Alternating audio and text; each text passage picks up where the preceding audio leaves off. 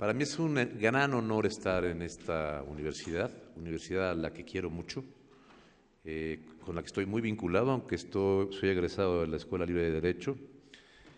A Alejandro le consta que estoy muy cercano a esta institución y que verdaderamente para mí es una de las instituciones que ha sido fundamental para la aportación de capital humano para poder tener el México que hoy tenemos, que es un México muy distinto al que teníamos hace 25 años. Yo quiero decirles que yo soy muy amigo del anterior expositor, fue mi regulador, he tenido muchos debates con él, debates siempre técnicos y siempre de muy buena lid, y él mencionó algo que la verdad yo quisiera nada más tratar de matizar. Gerardo habló de crecimientos mediocres o pésimos o malos crecimientos del país. Y yo difiero y quisiera hacerlo público, porque quiero decirles que crecer como crecimos el año pasado en el entorno en el que está el mundo, pues es un crecimiento, yo no diría mediocre, yo diría extraordinario. Y mencionar también que en los últimos 3 años, los primeros 3 años de la administración del presidente Peña Nieto, es el periodo, los primeros 3 años, de mayor crecimiento que ha tenido una administración desde la época del presidente Zedillo. Entonces, perdón Gerardo por el matiz, pero es un pequeño matiz lingüístico, no estoy, y te felicito por la excelente presentación con la cual comparto todos los puntos. Voy a ser muy rápido, decía yo, porque ya han de estar cansados, y voy a empezar con una afirmación muy, quizá, pues, que puede ser calificada de triunfalista, pero lo voy a hacer. La banca mexicana, señores y señoras y señores, pasa por el mejor momento de su historia desde México, desde 1821. Y está preparada para impulsar el crecimiento que deriva de la oportunidad histórica que tiene este país como consecuencia de los 25 años en los que se han creado instituciones. Gerardo ha sido un actor en ese proceso de creación de instituciones y muchos egresados de esta universidad también. Y en ese sentido la banca va a ser un actor importante para impulsar esa oportunidad histórica. Perdón, ¿me permiten tú lo tienes, perfecto. Sí, y lo sustento muy rápido esta afirmación. Si nosotros vemos el periodo que va del 2001 al 2015, la banca ha crecido 3.8 veces más que el crecimiento de la economía. Y esto se tiene que medir así porque no puedes tú medir crecimiento de crédito si no va acompañado de crecimiento económico. Yo, como lo explico de una manera muy simplista, es como cuando subes una escalera. La banca no puede, si no sube el crecimiento, no puede subir 5 peldaños porque te caes. Pues lo mismo, tiene que haber crecimiento económico y la banca es un motor del crecimiento, sube un peldaño, pero tiene que subir el crecimiento y luego subir otro peldaño y así se va subiendo la escalera. Y hemos venido creciendo 3.8 veces más que el crecimiento económico. Y si esto lo vemos en un periodo de prácticamente 100 años, no hay datos anteriores, desde 1925, eso es lo que me permite hacer la afirmación que dije. Ese es el mejor periodo que ha vivido la banca en la historia del país. En el México post-revolucionario, la banca crecía al 2.1 veces el crecimiento del PIB. Durante el desarrollo estabilizador, crecimos al 2.5 veces y llegamos a un nivel de penetración del crédito al sector privado cerca del 34% del PIB. Vino la decena trágica, esos años terribles en el manejo de la economía de nuestro país, donde nos caímos a niveles prácticamente del 10%. Luego vino la privatización bancaria y hubo un crecimiento demasiado exponencial. Cuando tú creces el crédito de una manera exponencial, pues sucede lo que nos pasó en México, que se ve en esta lámina. Pueden ver la caída brutal que se dio después de la crisis del peso del 95, Y por otro lado, y esto además ya lo hemos visto en otros países, le pasó a España, le pasó a Islandia, le pasó a Irlanda, en fin, le pasó a Grecia. Esto es casi es una regla que no admite excepciones. Y aquí hemos venido creciendo durante ya 14 años de una manera sostenida al 3.8 veces el crecimiento del PIB, que compara muy favorablemente con el desarrollo estabilizador y que hoy nos ubica el crédito como porcentaje del PIB al sector privado, insisto, al niveles del 33% al cierre del año pasado. Y decía yo que este crecimiento es sostenible. ¿Por qué? Porque la banca está bien capitalizada, la banca mexicana es un activo de la economía nacional, tenemos una buena calidad de capital, la originación del crédito es muy sana, tenemos bajísimos índices de morosidad. Gerardo fue uno de los constructores también de toda la regulación que hoy en México prácticamente pues se adelantó a Basilea, porque México tenía una regulación mucho más estricta que prácticamente el resto del mundo antes de la crisis del 08. Atendemos a todos los sectores. En la época, por ejemplo, del desarrollo estabilizador, señala Haber en un paper que escribió que los bancos se dedicaban fundamentalmente a prestarle a partes relacionadas y empresas vinculadas con las partes relacionadas, es decir, a las grandes empresas de la época. Hoy atendemos a todos los segmentos y esto es posible, ¿por qué? Porque en este país se ha construido una estabilidad macroeconómica y las instituciones que lo garantizan, que eso es lo que ha logrado que la banca haya vivido esté viviendo el mejor periodo de su historia desde que se creó nuestro querido México. Y además, decía yo, otorgamos a todos los sectores. Si ustedes ven una comparación muy rápida para darnos una idea de cómo está la mezcla de la cartera de la banca, en el año 2000, empresas solo recibía el 30%, hoy el 46%, consumo solo el 4%, hoy es el 22%, vivienda el 13%, hoy es el 17%, y gobierno el 53%, hoy solo es el 15%. O sea, estamos atendiendo a todos los sectores y también a todos los sectores o a todos los segmentos sociales. Hoy, personas que imposible imaginar que pudieran ser clientes de la banca, personas que ganen un salario mínimo, hoy son clientes de la banca. Y este año, pues fue un año muy impresionante, crecimos 4.8 veces el crédito al sector privado, que mucho más que el crecimiento del PIB. Ahora, si nos vamos por segmentos, estamos creciendo también en todos los segmentos. Estamos creciendo en vivienda, 3.4 veces el crecimiento del PIB, o el 11.1%, en consumo, en MIPYMES. Quiero hacer la aclaración que en microempresas, que es un sector que hoy atendemos y que hace mucho no se atendía, estamos creciendo al 20.2% en nuestra cartera, y bueno, y en empresas el 16.6%.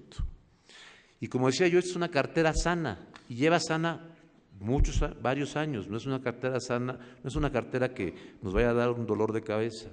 Veamos, los ratios de cartera vencida pues son equivalentes a los que podríamos decir se tenían en los países desarrollados antes de la crisis del 08. En la cartera total tenemos un 2.8 solo de cartera vencida, pero así nos vamos por todos los segmentos, inclusive el consumo, que es el segmento más riesgoso, solo tiene un 4.4% de cartera vencida, que es nada comparado con otros países. Y la banca además es sólida y solvente. El ICAP, índice de capitalización, es el 15%, que compara favorablemente prácticamente con todos los países del mundo. El índice de cobertura es el 136, quiere decir que de cada peso de cartera vencida tenemos 1.36 pesos de reservas, y como ya decía yo, el índice de morosidad pues es muy, muy bajo. Y por otro lado, es una banca muy competida. Se dice que la banca en México está concentrada. Pues no, si lo vemos comparado con otras industrias de México, pues como ya decía Gerardo, en México hay una gran concentración, pero la banca si lo vemos en la parte izquierda de la lámina, la banca pues realmente está a niveles por abajo de muchas otras entidades y, por ejemplo, las armadoras, que hoy prácticamente todas las armadoras del mundo están en México, pues tienen un índice Herfindahl mayor que el de la banca, o igual al de la banca. Y compara también favorablemente con el resto del mundo en cuanto a la concentración. Si lo vemos, por ejemplo, en la lámina de la derecha, pues la banca mexicana está menos concentrada, los tres principales bancos, que Reino Unido, Austria, Brasil, Francia, etcétera. Y esto es así porque la banca en el mundo es un negocio donde no puede haber muchos jugadores. En los modelos como el americano, donde hace unos años había 14,000 bancos, pues van completamente en el sentido contrario. Hoy hay cerca de 5,000 bancos en los Estados Unidos y sigue la concentración. Y lo mismo sucede, por ejemplo, en España, que había más de 200 bancos, hoy están en 20 bancos. ¿Y esto por qué es? Porque la banca es un negocio que requiere mucho capital. Y por lo tanto, no es un negocio donde pueda haber 10,000 bancos, 1,000 bancos en México. No da para eso. Entonces, por los requerimientos de capital. Y por eso compara favorablemente bien pues, con todos los países que aquí se mencionan en la lámina. De hecho, el sistema financiero que nunca ha sufrido una crisis en su historia, que es el sistema canadiense, solo tiene 4 bancos. Y eso se explica porque si bien es un modelo distinto al nuestro, pues como decía yo, es el único sistema que nunca ha tenido una crisis desde que se creó el sistema financiero canadiense. Y además un crecimiento de infraestructura sin precedentes. Y no va a tener mucho porque entiendo que ya es tarde, pero en tanto en terminales, puntos de venta, sucursales, cajeros, corresponsales, etcétera, hemos crecido de una manera muy, muy significativa. Y además hemos invertido mucho en tecnología y esto nos ha permitido que la transaccionalidad prácticamente ya en un 75% se haga electrónica. Ya no es la operación de cheques que conocíamos del año 2000. ¿Y esto qué permite? Permite la inclusión financiera, la bancarización. Porque a través de un sistema tradicional de banca, pues yo no puedo atender una cuenta de 200 pesos o de 400 pesos. ¿Por qué? Porque simplemente el que vaya una persona a retirar un dinero a la sucursal, al banco que yo presido, le cuesta 15 pesos. Costo, costo directo. Entonces, la única forma de dar inclusión financiera es a través de inversión importante en tecnología y esto se está viendo que está sucediendo en nuestro país y lo estamos viendo en esta lámina. Hoy atendemos a más de 50 millones de clientes. Estos son clientes, no cuentas, o sea, son personas individuales con nombre y apellido. Hemos pasado de 20 a 50 y tenemos todavía un gran recorrido por seguir. Y las tasas de interés. Las tasas de interés, que también, hay que decirlo, son producto de la estabilidad que se ha logrado en nuestro país, pero también hay que remarcarlo, de la competencia, pues ha llevado que el crédito a empresas esté hoy en niveles del 6.3%, es promedio ponderado, gobiernos 4.7%, los créditos hipotecarios 10.8%, pero hay bancos que están prestando al 7.9%, 7.8%, 20 años, tasa fija, sin penalización por pago anticipado. Es decir, esto a los que son un poquito más jóvenes, más mayores de algunos jóvenes que veo por aquí, pues en la historia nuestra ni la de nuestros padres habíamos visto un crédito hipotecario con esas características y esto le ha dado acceso y bienestar a muchas familias mexicanas, porque el crédito hipotecario no es para el segmento medio, el segmento alto, el crédito hipotecario es en todos los segmentos, desde lo que conocemos como el segmento, se me fue la palabra, pero bueno, el segmento más bajo de la población. Y en tarjeta de crédito estamos también en unos niveles muy bajos, particularmente si consideramos a qué segmentos estamos atendiendo. Déjeme detenerme aquí 2 minutos en una explicación que me parece relevante porque a veces nos cuesta trabajo entender esto. Una tasa del 26.9% ponderada en un crédito a la palabra, porque un crédito de tarjeta de crédito es eso, un crédito a la palabra, es una tasa baja dependiendo a quién se lo das, a quién le das ese crédito. El costo del dinero, la tasa de interés se fija en función a 3 elementos. Uno, el costo del dinero, que sabemos que hoy es 3.5. 2, el costo de operación o administración. Y 3, que es lo más importante, la prima de riesgo. Si yo le presto a un pasante del ITAM que no tiene experiencia bancaria alguna, que le presto, y que acaba de entrar a trabajar, a hacer sus pininos en la Secretaría de Hacienda y gana 3,000 pesos o 4,000 pesos, sí le doy tarjeta de crédito. Nada más que evidentemente no le puedo dar una tasa muy baja. ¿Por qué? Porque yo ya sé que de ese grupo de personas, pues a lo mejor el 25 o el 30% no me van a pagar.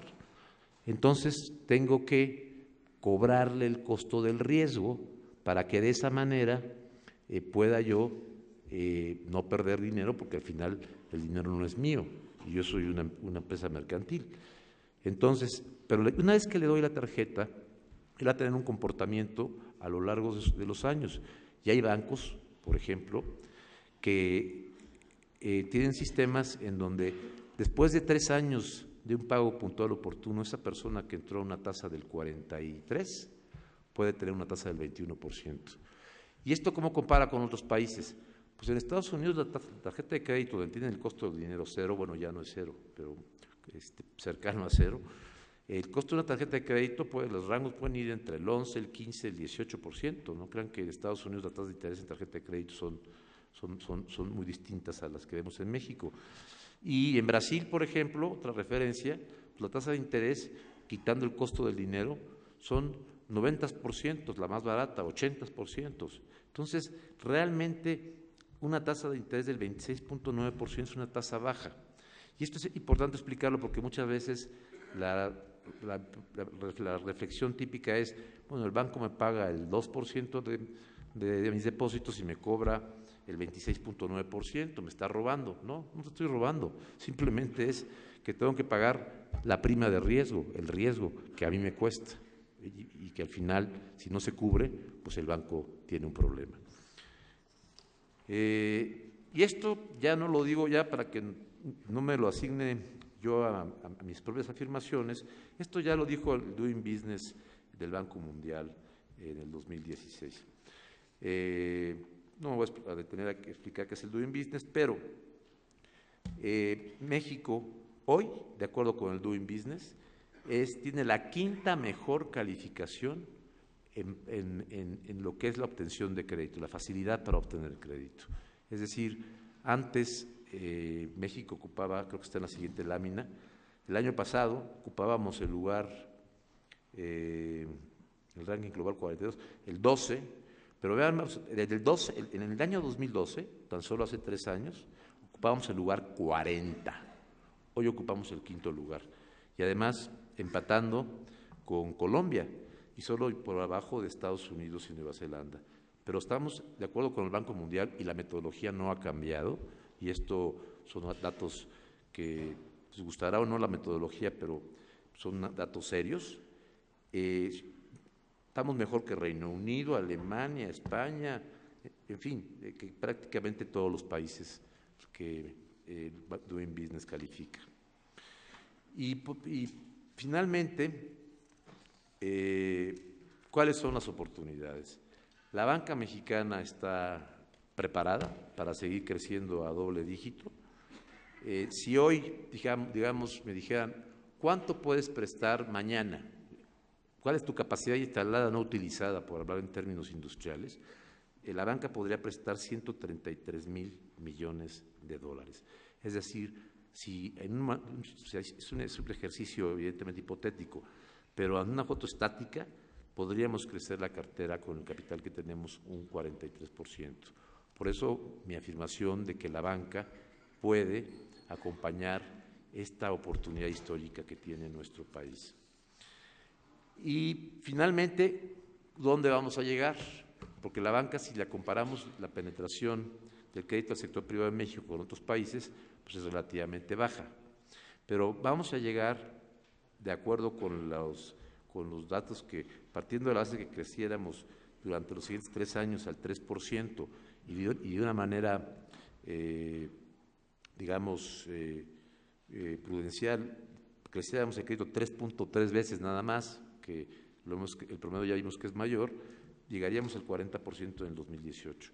Y esto es la meta del Pronafide, es decir, estaríamos cumpliendo con la meta fijada por las autoridades y por supuesto acompañada por nosotros, de que la banca en el 18, el crédito al sector privado representará el 40% del PIB.